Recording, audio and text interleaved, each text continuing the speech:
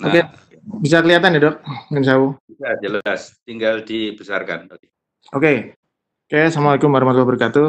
Ini eh, terima kasih pada Dokter Yudi yang sudah memberikan kesempatan. Saya terpaksa baca lagi dok. Oke, ini saya akan sedikit sharing tentang professional standing step by step yang saya ambil dari view-nya Antonio Colombo dan saya ambil juga dari EBC, European Bifurcation Club. So, intinya ini adalah suatu bifurkasio, tidak harus selalu left min, tapi dimanapun bisa. Tapi ini kebetulan saya dapatnya gambar left min, tetapi sebenarnya bisa berbagai bentuk. Ini adalah salah satu jelas yang bifurkasio yang ini salah satu kasus saya. Oke. So, ini adalah beberapa kalimat yang menurut saya sangat bernas dari mungkin ada yang mic-nya dimatikan dulu dok. Mic-nya mungkin ada yang redup. Oke.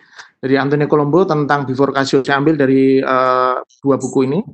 Yang pertama adalah beliau bilang bahwa simple teknik itu untuk simulation. Gitu. Complex techniques disimpan untuk complex bifurcation.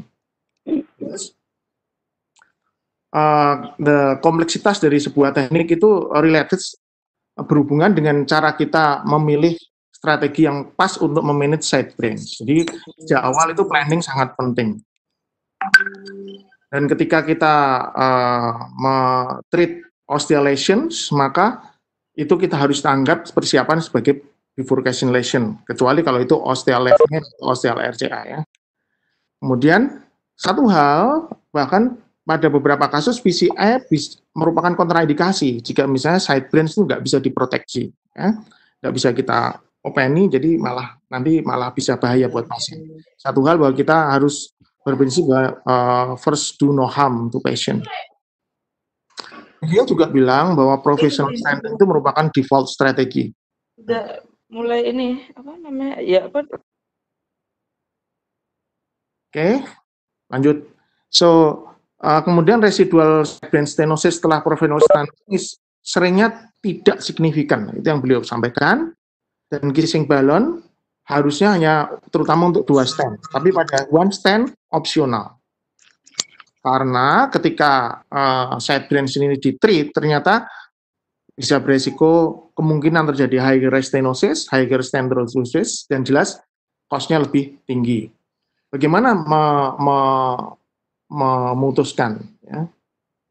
Apakah ini profesional atau double stent strategy? Intinya harus pendekatan individual terhadap pasien, di mana kita harus memberikan keuntungan sama kerugiannya.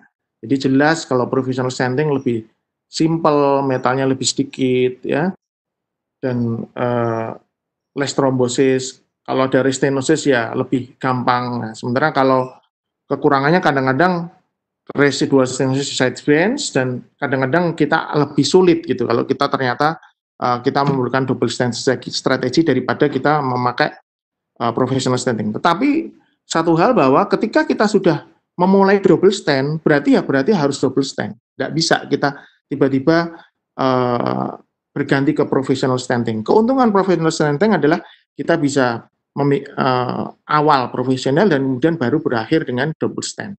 Tapi ketika kita mulai dengan double stent strategi, ya itu sesuatu langkah yang tidak bisa mundur gitu ya. Jadi selain Antonio Colombo, dari 2 buku itu saya ngambil dari artikel ini.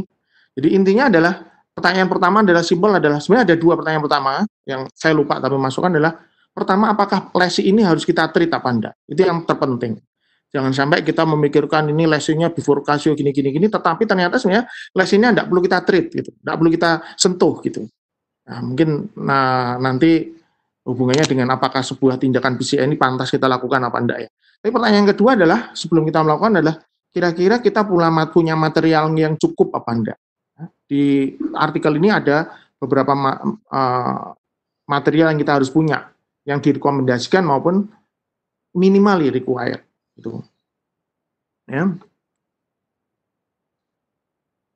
Nah, pertama sekali lagi karena tadi Dokter Antonio Colombo juga memastikan bahwa strategi itu sangat penting, jadi paling penting adalah kita harus detail assessment dari anatomi bifurkasi.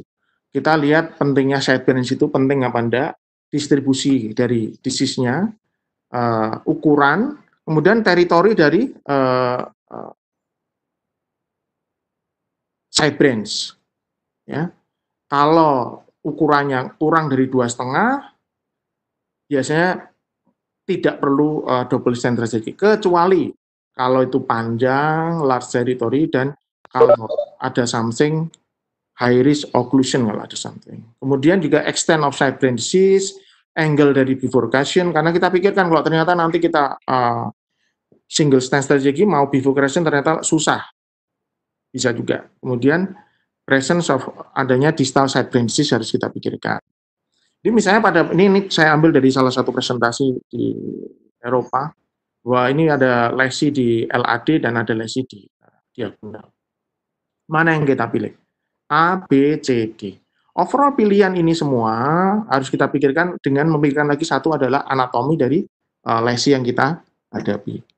Jadi pertama kita harus mengukur panjang dan ukuran dari main vessel, ini satu ini adalah lesion length and reference diameter. Kita harus pikirkan ini diameter referensinya berapa, panjangnya kira-kira berapa. Kemudian kita lihat side branch-nya, ukurannya bagaimana, panjangnya gimana, lesinya di sini gimana. Kemudian nomor 3 adalah angle dari ini.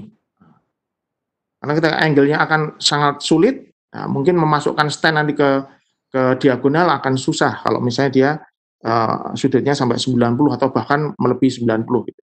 Kemudian kita lihat distribusi dari plaknya. Ada satu kata-kata yang cukup baik dari artikel di EBC tadi bahwa shortening effect dari beberapa angiographic view itu harus kita pikirkan. Jadi kalau perlu kita harus mengambil image lain yang tidak standar. Ini adalah cerita sedikit, aduh maaf, ketutupan ya. Tapi intinya ini udah kelihatan. Ini pasien saya lakukan pada waktu itu left main ke LAD.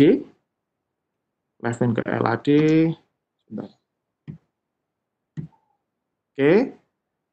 Dan hasilnya cukup baik dari posisi AP kranial dan dari posisi spider. Apakah kita akan melakukan kissing balon di OCLCX? Melihat ini, it looks okay. Dia kurang lebih lesi ya, dibandingkan sini mungkin sekitar 40-50%. So, saya memutuskan untuk tidak menyentuh. Balon untuk LCX saya enggak. Terus, cuma 1 bulan anginannya hilang. Kemudian dia mulai nyeri lagi. Kemudian dia bahkan dengan maksimal medical therapy dia masih nyeri. Kemudian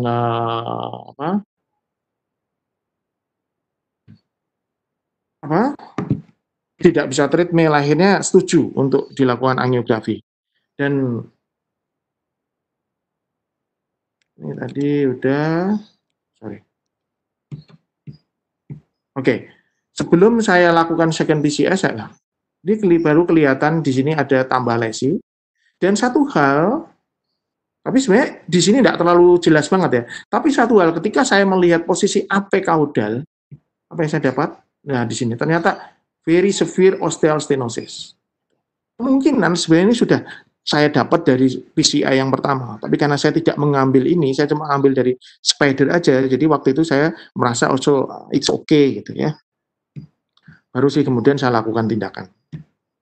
Jadi intinya kita harus memikirkan tadi kembali lagi bahwa anatomi dari sebuah lesi, kemudian distribusi dari plak kita harus pikirkan, dan yang disebut sebagai true bifurcation adalah yang ini, 111, 101, atau 011. Dan ini harus kita pikirkan untuk menjadi double stent strategi. Yang lain mungkin bisa dengan single stent strategi. Jadi untuk gampangnya adalah kalau osteumnya itu separuh dari proksimal, ini biasanya ada something di situ. Ya. Jadi misalnya ini yang left main, ini separuhnya kurang lebih, terus ini osteal diagonal, ostealnya separuhnya dari proksimalnya, osteal CX-nya separuhnya dari proksimal CX. So biasanya di proksimalnya, di ostealnya itu pasti terlibat. Ya, ini berarti bisa kita anggap sebagai satu lesi. Jadi ini adalah bagian yang kita pikirkan untuk memikirkan adalah apakah true bifurcations? No. Kalau enggak, provisional standing. Ya. Tapi misalnya kita true bifurcations, tapi side branch-nya tidak oke untuk di stand. So, kita ya nggak usah ngutak-ngutak side branch. Jadi, stand on main branch dengan prinsip keep it open.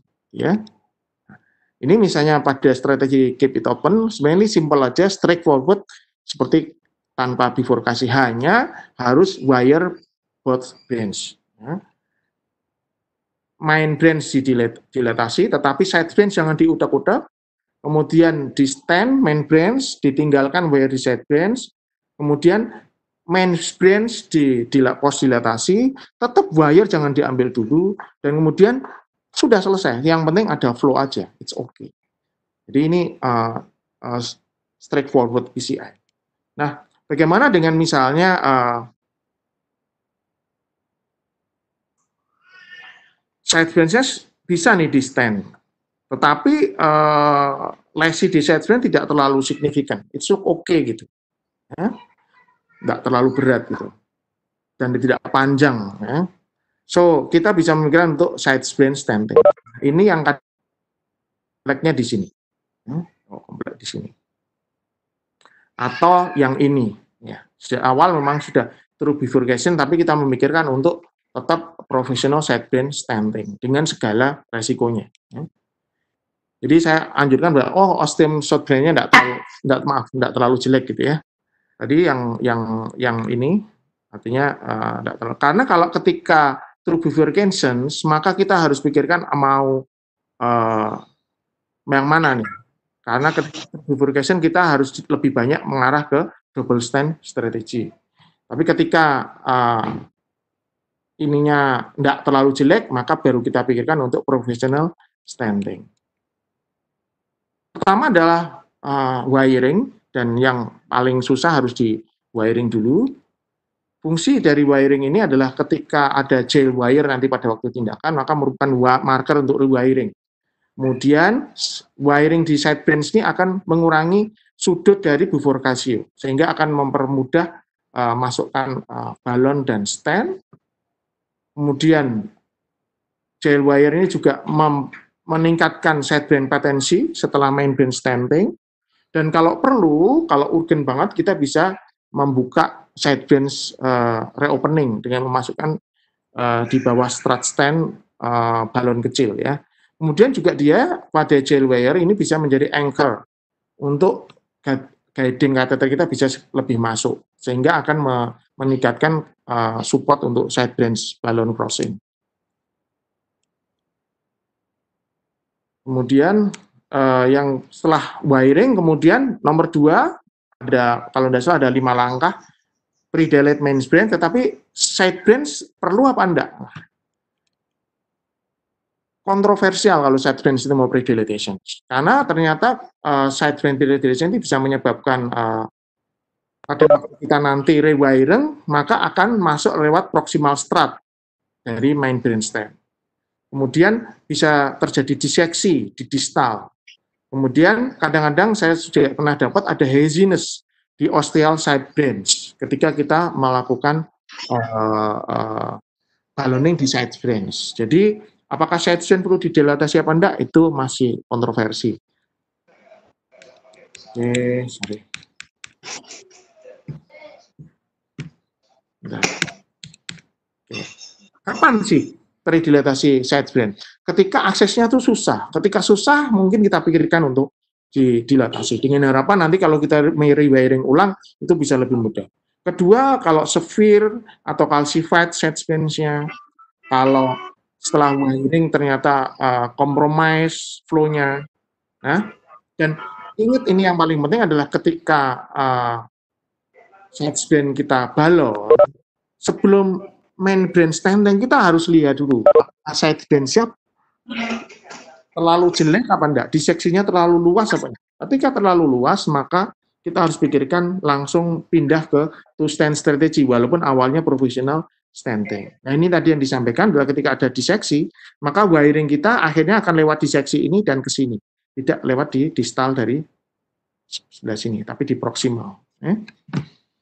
Ada penelitian yang menunjukkan bahwa memang balloning pada side branch itu lebih baik. Tetapi dia memang lebih baik dari segi flow, tapi ternyata hasil akhirnya mesh-nya dan lain-lain itu tidak signifikan. Ya. Tapi memang resiko terjadi slow flow lebih rendah. Tetapi after all sebenarnya terhadap mesh dan lain-lain itu sama. Jadi kembali lagi ke operator. Jadi langkah ketiganya tadi setelah balloning yang kita adalah kita put stand di situ. Ya. Satu yang harus diingat adalah kita nggak boleh malopposition di proximal. Misalnya kita nggak nyampe ke proximal lesi, itu nggak boleh. Kedua, harus betul-betul nutup di ostial side branch. Dan referensinya harus di distal dari main branch. Nah, ini adalah usulnya adalah main branch harus di atas 8-10 mm dari karina. Sehingga kita waktu melakukan pot itu lebih baik dan kita tidak memberikan trauma pada vessel. Ya, jadi walaupun sebenarnya lesinya itu dekat banget, 5 mili dengan bifurkasi dengan side branch tetap dianjurkan sampai 8-10 mili karena memang balon paling pendek kan rata-rata 8 mili. Ini tidak boleh dan ini harus sesuai dengan Moore's Law, kita harus pikirkan ketika berapa besarnya D1 berdasarkan dari ini. Ya, misalnya ini lesinya distalnya ini sekitar 30, ini misalnya sekitar 20, maka ini mungkin minimal stay-nya 3,5, bisa sampai 4. Nah, kalau kita terlalu kecil, akhirnya nanti under expansion di sini. Kalau terlalu besar, jadinya seperti ini, dan ini bisa resiko terjadi diseksi, dan lain-lain. Dan ini biasanya akan sangat jelek side branch-nya. Jadi, tadi wiring, terus balloning, terus stand. Nah, kemudian setelah itu apa? Kita melakukan pot. Kalau potnya oke, maka prosedur selesai. Tapi kalau ada side branch problem, maka rewiring side branch and then remove child wire. Kemudian kita, nah ini yang pot tadi yang saya sampaikan, bahwa pot, ini wiring, kemudian kita pot di sini. Ini titik ini harus di sini. Dengan harapan nanti di daerah proksimal lesi akan bagus. Sebelumnya seperti ini. Nah ini adalah beberapa studi yang menunjukkan bahwa dengan pot itu lebih baik. Intinya gitu. So, sudah satu wiring, kemudian pot, sudah, maaf ini kok agak lambat ya. Oke, bentar. Nah, kalau memang masih bermasalah, kita rewiring dan kemudian kita flip-flop wire, kemudian kita kissing. Satu, kissing ini tidak dianjurkan untuk rutin karena tidak meningkatkan outcome. Ya. Tapi kalau osteomestenosis di atas 75% dengan TIMI yang kurang baik, maka reopening side branch dengan kissing balloon inflation akan memperbaiki. Dan juga dia akan memperbaiki stand maloppositions. Sebenarnya koreksi malopposition ini hampir sama kerjanya dengan pot sebenarnya. Tapi ingat sekali lagi bahwa jangan lakukan kissing balloon kalau memang side branch-nya tidak bisa kita pasang stand, misalnya kalau terlalu kecil, nanti malah jadi diseksi, kemudian apalagi sampai terjadi perforasi dan lain-lain. Jadi intinya ini dari IBC, ya.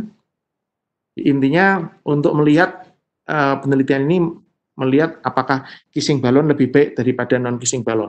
Penelitian COBIS 2 ini bilang dia cukup baik. Ya. Total mesh free-nya yang kissing balon lebih baik daripada yang non kissing balon. Tetapi pada penelitian lain, misalnya Nordic 2 ini, itu sama saja mesh-nya antara kissing balon dan non kissing. Ini pada professional standing ya, bukan pada double. Kalau double stand harus dilakukan. Pada professional standing, penelitian ini juga menunjukkan ini pada pasien yang professional standing, kalau ada residual dan kita biarkan, maka menjadi post inducible mural ischemic. Ini mendukung final kissing balloon. Penelitian ini reduce memang kissing balloon inflation menurunkan angka dari side brain stenosis.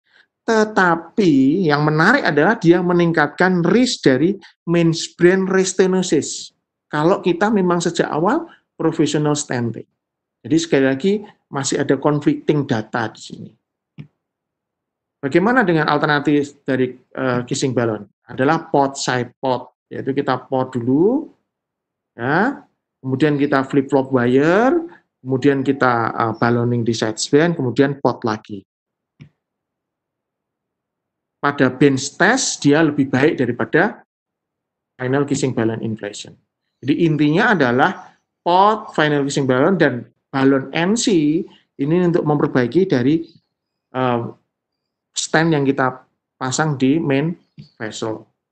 Karena akan semakin ekspansinya baik, semakin well opposed, makan better clinical outcome. Jadi ini adalah langkah-langkah dari professional stenting. Setelah wiring, kita put stent di sini. Option pertama selesai setelah pod. Kalau ternyata side bench-nya kurang memuaskan kita, maka kita ada dua option, yaitu kissing balloon, kemudian diakhiri dengan pod, dan juga pod side pod. Ya. Jadi tadi wiring mouth brain harus dilakukan, predilate, kemudian put stent, terus satisfactory kalau tidak puas, kemudian kissing balloon inflation. Nah, apa yang terjadi kalau setelah kissing balloon dan lain-lain tetap tidak bagus? Ya harus dilakukan, ininya agak pelan. Harus dilakukan suatu crossover ke double stent strategi. Sebentar, Dok. Komputernya agak lelet. Oke, jadi harus side brain stenting. Jadi tip yang lain adalah, tapi saya belum ngomong tentang ini, adalah tentang FFR, atau mungkin bisa juga dilakukan IFUS untuk memastikan satu stent kita sudah baik atau belum. Kemudian bisa juga kita mau mengakses dari osteal dari side brain sini. Jadi misalnya ini sebelum dan ini sesudah. Apakah kita harus put stent atau enggak? Kalau kita ada FFR, ya lebih baik. Ya. Karena bisa aja ini sebenarnya cuma karinasif aja, dan kita tidak perlu melakukan tindakan apa-apa. Ini juga kita bisa melihat dengan IFUS, ini sebelumnya kelihatan oke, sekarang setelah dianu jadi seperti ini. Juga harus hati-hati dengan guiding catheter. Ketika kita menarik balon, ketika kita menarik wire, terutama kalau ini kita pasang di left main, maka kita bisa merusak dari stand-nya. Second pod, saya kira saya tidak bisa sampaikan bahwa itu akan memperbaiki dari stand yang kita pasang di main vessel. Jadi nggak ada ringkasan karena saya tidak sempat bikin, Dok. Tapi intinya adalah, paling penting adalah professional stenting yang kita lakukan. Itu tidak berarti kita menerima final result yang jelek, gitu. Untuk side branch yang bagus, yang sangat penting. Jadi walaupun kita sejak awal kita memikirkan professional stenting, tidak boleh kita saya kira oke lah, nggak apa-apa gitu. Ketika memang kita lihat bahwa side branch-nya itu tidak bagus, karena memang kita harus memikirkan ke arah suatu double stent strategy. Ini keras kulot versus profesional, ya. Ternyata angka tingkat target vessel revascularization dan MACE-nya dan lain-lain itu ini pada yang true, ya, pada true bifurcation tetap double stent lebih baik. Tetapi ternyata profesional lebih baik, ya, angkanya lebih rendah. Tetapi kalau dibandingkan dengan Dekagras, itu ternyata profesional lebih tinggi tingkat MACE-nya daripada Dekagras. Jadi memang ketika pada kondisi di mana kita perlu ke double stent sendiri, kita harus pindah, dan mungkin sejak awal kita pilih teknik yang lebih baik. Cuma masalahnya adalah kita tahu Dekagras ini sangat memakan banyak device gitu, ya. Tapi satu hal Dekagras setelah saya baca lagi bahwa Ini. DKKS ini bagus, tetapi memang kalau pada less experienced operators yang kita jarang memakai alat-alat canggih karena masalah dana, itu hasilnya malah jadi bisa lebih jelek. Gitu. Jadi contoh pasien 70 tahun, non-STEMI, yang jelas dia recurrent VT. Sudah on intubator, EF-nya hanya 22%. Saya lakukan pemasangan IABP, kemudian ini RCA-nya, kemudian ini LAD, proximal, dan left main. Pertanyaannya, kita mau single atau double strategy nih di left main? Kalau lihat ini, saya jelas pilih single stent strategy, apalagi ini dalam kondisi pasien yang jelek. Kemudian, saya wire yang pertama memang LCX sesuai anjuran tadi. Kemudian kita balon,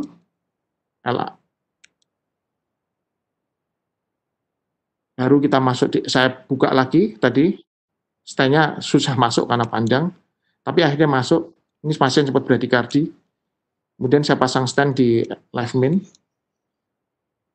kemudian saya pos dilatasi yang bawah, kemudian yang terakhir tetap saya pot, sampai 20 ATM, dengan hasil yang cukup baik. Kemudian baru memasang yang RCA.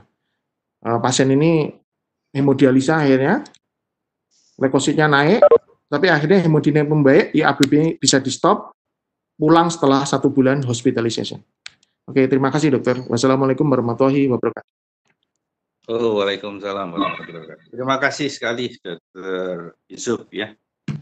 Materinya sangat komplit sekali ya.